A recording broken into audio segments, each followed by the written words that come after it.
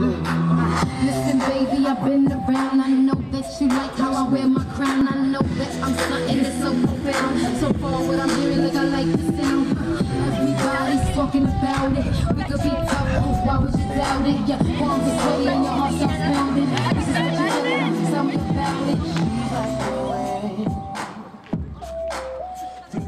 Cieľom akcie je zapojiť mladých ľudí, deti, mamičky s deťmi, starých rodičov s deťmi, to je jedno, koho, ľudia, ktorí chodia okolo, aby sa zapojili, aby využili svoj voľný čas, aby ho trávili nejakou zábavnou formou, ktorú im ponúkame a očakávame, že napríklad niektoré hry na stanoviskách, že sa decká budú hrať potom aj sami vo voľnom čase so svojimi kamarátmi.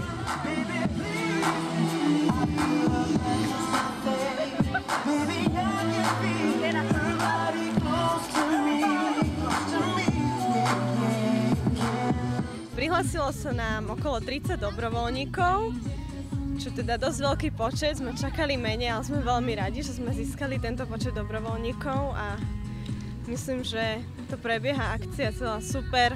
Baby z pedagogickej ešte vlastne som nezarátala, ktoré tu vystupujú, tancujú a spievajú, čiže plus ešte ďalších možno nejakých 20. Takže dokopy celkovo asi 50 ľudí organizuje celú akciu. Ako si sa dozvedel o tomto podujatí? Volal som sestre, že nech mi dá slúchatka, lebo mi ich ráno zobrala do školy.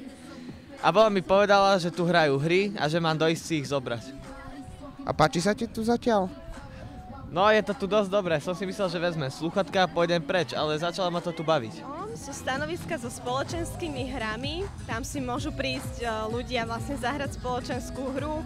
Každý dobrovoľník im vysvetlí pravidlá tej hry. Potom sa pri obchodnom dome na zastávke štrikuje, robia sa štrikované grafity. Mali sme taký cieľ obštrikovať lavičku, že neviem, že či sa nám to dnes podarí, že či sa zapojilo dostatočný počet ľudí na to, aby sa to stihlo spraviť, ale tak možno, že by sme pokračovali niekedy na budúce. Naše občianske združenie Schattmannsdorf z Častej sa venuje v obnove stredovekého života, venujeme sa taktiež okrem tohoto aj LARPom, čo je vlastne z anglického slova live action role playing, je to vlastne improvizované divadlo a taktiež sa venujeme aj rôznym kultúrnym akciám. Na toto podujatie sme prišli tým, že vlastne aj organizácie ako File Friends a Revia nás podporujú v tejto našej činnosti a preto sme prišli prezentovať, čo vlastne robíme a vlastne prečo si zaslúžime tieto rôzne podpory od týchto organizácií.